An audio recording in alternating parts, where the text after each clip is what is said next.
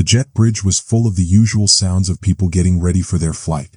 You could hear the quiet hum of business calls ending, the sound of tired feet shuffling against the carpet, and the soft sighs of travelers who had flown this route too many times. The lights in the cabin were warm, casting a soft golden glow over the seats. Each seat was about to hold a story that no one else would notice. Among the people boarding near the end, there was a man who walked neither too slowly nor too fast. He just walked like he belonged anywhere and nowhere at the same time. His steps were quiet, and his presence was calm and peaceful, almost forgettable, if not for the strange calm that seemed to follow him like a soft breeze on a still day. He wore a gray hoodie that was a little wrinkled, pulled enough over his head to make a shadow on his face. His jeans were worn and his shoes were scuffed but clean. He held a small paperback book in his hand, not as a prop, but like it was something he had read and loved many times before. No phone, no watch, no noise. He reached row 23, which was in the middle of the plane, not the front, and quietly sat down in the window seat. He didn't hesitate or look for a better spot. He just placed his backpack under the seat, adjusted the air vent with a quick flick, and sat down like he had done it 1,000 times before. Not like a celebrity trying to be humble, but like someone who really just wanted to disappear for a few hours. Passengers continued to board. There was a woman with a screaming toddler, a teenage boy juggling snacks, and a businessperson frowning at a spreadsheet on their phone. None of them noticed him. But when a flight attendant came by with the passenger list, she stopped for a second. She leaned in close and asked, "Mr. Reeves?" Her voice was quiet. He looked up and smiled. His smile wasn't the smile of someone happy to be recognized, but the kind of smile that came from a quiet place. "No need," he said calmly. "I'm good right here." The flight attendant blinked, and for a second she seemed unsure whether to argue, but something about the way he said it, calm but sure, made her stop. She nodded and said, "As you wish. Let me know if you need anything." Keanu quietly said thank you and went back to his book. A couple of college students sitting a few rows back exchanged a quick look. One of them mouthed, "Was that?" The other nodded, wide-eyed, but neither of them spoke out loud. It didn't feel right to break the quiet. There was something special about the stillness around him. He wasn't hiding, but he wasn't asking to be seen either. And no one understood why a man like Keanu Reeves would choose to sit in the middle of row 23 in economy class on a full flight from Los Angeles to New York when the best seat on the plane was already waiting for him. A little while later, in the front of the plane, you could hear the clink of crystal against metal. Not from turbulence, but from someone who expected everything to be perfect. The flight attendant, now a little flustered, leaned forward and apologized for the third time.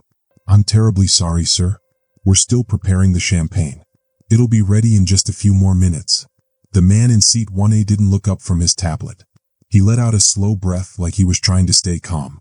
"I asked for it 10 minutes ago," he said, each word sounding frustrated but not quite angry. "At this rate, you'll serve breakfast before takeoff." His voice was loud enough for everyone nearby to hear, loud enough for them to know he wasn't happy. This was Jack Sterling, the kind of man who thought he was important. His name was on special guest lists, and he wore his arrogance like cologne. He was always perfectly dressed, his shoes shining like mirrors. Everything about him said, "I pay to not be bothered." The flight attendant nodded and stepped away, still saying sorry as she passed him. Jack didn't watch her. His attention shifted to an elderly woman in her 70s who was struggling to lift her carry-on bag, which was clearly too heavy for her. "Excuse me," she said softly, looking around. "Could someone help me with this?" A young man sitting nearby immediately stood up, ready to help. But Jack beat him there, not to help but to complain. "This is first class, not a retirement home," he muttered, stepping back with an exaggerated sigh. "If you can't carry your own luggage, maybe you should check it in next time." The young man froze, unsure of what to do. The elderly woman blinked and looked a little confused, but she quietly thanked the young man, who helped her without saying a word. Jack didn't apologize or look back. He just leaned back in his seat and closed his eyes, letting the sound of the plane help him forget about everything around him. He thought people like him deserved comfort and everyone else was just in the way. Jack probably would have stayed in that world, thinking he was better than everyone else, if he hadn't realized something important. A few moments later, he decided to get his designer duffel bag from the overhead bin. It had been put toward the back of the plane by mistake. So, with a look of disgust, he got up and walked toward the economy section, where someone unexpected was sitting quietly by the window. The cabin had settled into a quiet, calm rhythm. People were buckled in, either watching their screens or slowly falling asleep. The sound of the engines above created a steady hum. Jack walked down the aisle like he didn't believe he should be there, like everyone else was just in his way. His shoes clicked on the floor and his eyes looked around with subtle disapproval. He was looking for a bag, a small inconvenience that felt like a big problem to him. But when he reached row 23, he stopped. There, sitting by the window, was the man in the hoodie. Jack blinked, then blinked again. The hood was down and the man's face was familiar. The man wasn't sleeping or hiding. He was just sitting there, reading a paperback like it was the most normal thing in the world. Jack didn't like that. He frowned and said, loud enough for a couple of rows to hear, well, never thought I'd see you back here with the rest of us. Keanu looked up, his eyes meeting Jack's, calm and steady. He didn't say anything. Jack waved his hand around, pointing to the cramped seats and the old, worn-out cushions. What happened? Are there budget cuts at Reeves, or is this the new Hollywood trend? Jack laughed loudly, drawing attention from some people around. He turned to look at Keanu with a grin. Come on, don't tell me you're doing this for fun, right? What's the story? Did your assistant book the wrong seat for you? Keanu didn't smile or laugh. He simply looked at Jack for a moment longer than most people would, then turned his attention back to his book. His thumb flipped the page slowly without a hurry. Jack laughed again, a little louder this time, as if he wanted others to hear and join in. You're not really sitting in this seat for fun, are you? Jack said, sounding annoyed now. Back when I was a kid, people had to work hard to get seats at the front of the plane. Now it's all about looking good. Even rich people pretend to be regular folks just to get attention from the media. Keanu didn't say a word. His eyes stayed on the book in front of him, and his fingers flipped another page, moving calmly. The quiet between them felt uncomfortable to Jack. He didn't like the silence. He thought he would make Keanu respond, so he tried again. This time he spoke a little louder and sharper. You know, these days actors do everything they can to stay relevant, Jack said, trying to sound smart. They pretend to be humble, sitting in economy class, acting like they are one of us. It's all a trick to get praised and stay famous. Keanu didn't seem to care about what Jack was saying. He just kept turning the pages of his book. Jack couldn't stand it anymore. The silence was making him feel more awkward than he expected. He decided to try again, hoping this time Keanu would react. You don't even look like you belong in economy, Jack said, stepping a little closer to Keanu, blocking the aisle. You're sitting here like you're making some kind of statement. Like you're a hero or something for not sitting in first class. What's the deal? Are you pretending to be a martyr? Still, Keanu didn't answer. He didn't even look up from his book. Jack's frustration started to grow. He tried even harder to provoke a response. Tell me, did you sell your first-class seat for charity? Or did you just not have enough money for it anymore? Jack scoffed loudly, thinking he had the upper hand. I mean, we all saw how your last few movies didn't do well. Maybe the budget isn't what it used to be. The woman sitting next to Keanu shifted her body away from him, uncomfortable with the situation. Across the aisle, a man who had been quietly reading his tablet looked up, his eyes narrowing as he watched the exchange. In row 25, a young mother bounced her baby gently on her lap, glancing over at them. People were noticing what was happening, but Keanu still didn't respond. Jack stood there waiting for Keanu to say something, anything. But Keanu stayed completely still, his silence almost louder than Jack's words. Jack couldn't take it anymore. He felt like he had to say something else. Unbelievable, Jack said, throwing his arms up in the air in mock disbelief. You sit there like you're some kind of monk, like you're above all of this. Like my words don't matter to you. You don't even care, do you? He raised his voice now, loud enough for the people in the first few rows to hear him clearly. You know what's wrong with this world? Jack said, his voice growing angrier. We praise people like you, men who pretend that humility is a virtue when it's really just a disguise. You want to be noble, Reeves? Give your seat to someone who really needs it. Don't just sit back here looking sad like a philosopher. As Jack finished speaking, there was a moment of silence. But then, from the row just ahead of Keanu, a small voice cut through the stillness. It was soft, almost hesitant, but it was clear. Mom, that's the man who gave me his seat, said a little girl, her voice small but unmistakable. Jack froze. He turned around slowly, and so did everyone else. The girl was sitting near the window, with her small body almost hidden inside a pink hoodie.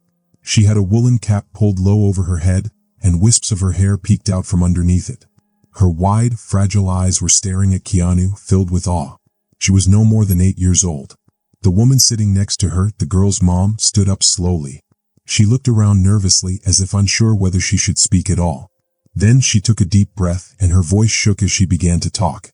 I wasn't planning to say anything, the woman said, her hands clenched together tightly in front of her. But I just can't let this go. You see, this morning we almost got kicked off our flight. I was really scared. My daughter has a health problem. She can't sit up straight for long periods of time. We were sitting way at the back in economy and she was already in pain. I begged the flight staff to help us, but there was nothing they could do. The woman took another breath, trying to calm her nerves.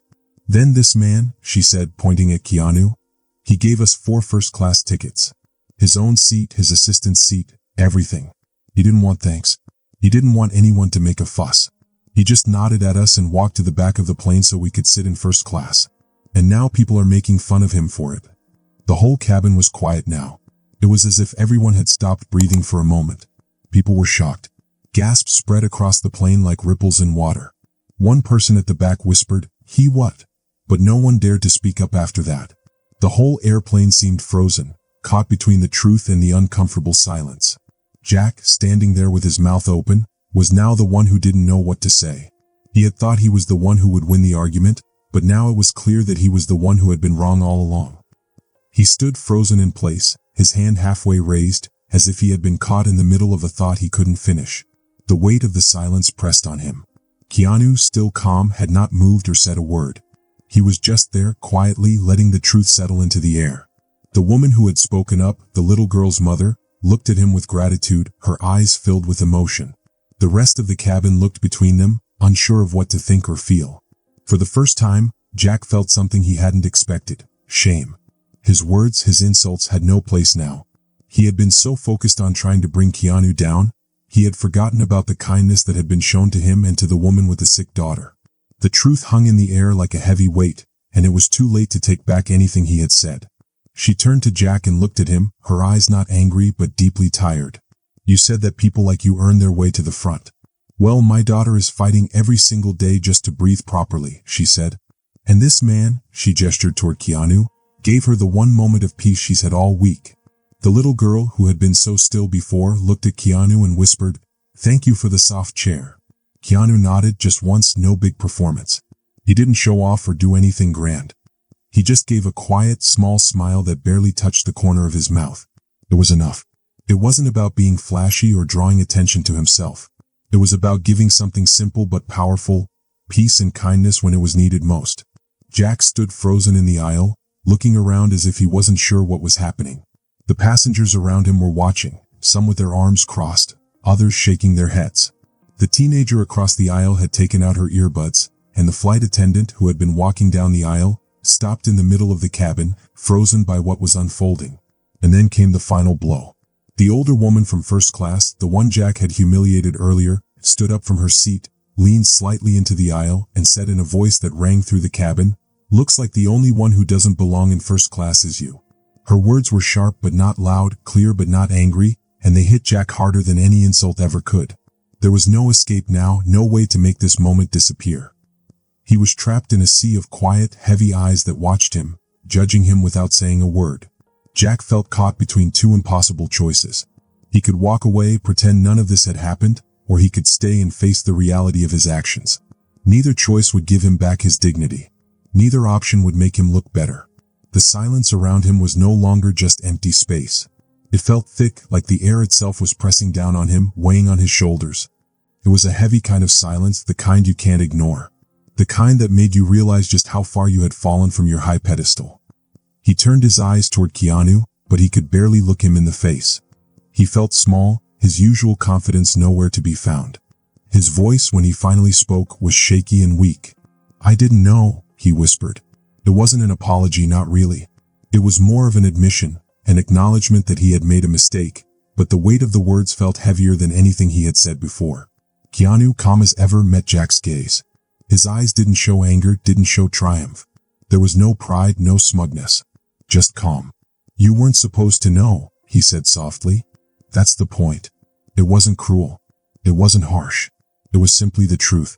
Jack swallowed, but there was nothing left to say. No apology would fix what had happened. No words could undo the damage. He had spoken too quickly, too harshly, assuming things about people he didn't know. And now he had to face the consequences. Slowly, Jack turned away, dragging his duffel bag behind him like it was an anchor. Each step toward his seat in first class felt like it took longer than the last. The passengers around him didn't speak. They didn't look at him with sympathy or understanding. Some people looked away, others didn't bother hiding the shake of their heads. No one smiled. No one nodded. The moment was over. The damage was done. Jack was no longer the man who had demanded a better seat. He was just a man walking through a sea of judgment. When he finally reached his seat, the glass of champagne he had demanded earlier was sitting there, untouched. It was flat now, the bubbles long gone, just like the air of importance he had carried moments before. He sat down, stiff and rigid, but didn't adjust anything. He didn't move a muscle. Across the aisle, the older woman who had stood up for the little girl didn't say anything. She didn't need to. Her actions had already spoken louder than any words. She sat back, relaxed, sipping her tea, completely unfazed by Jack's humiliation. Behind him, the cabin slowly began to murmur again. The silence didn't last forever, but the atmosphere had shifted. It wasn't the same. The passengers now whispered with new meaning. Every word, every conversation that followed, felt like a reflection of what they had just witnessed. Jack didn't join in. He didn't look up.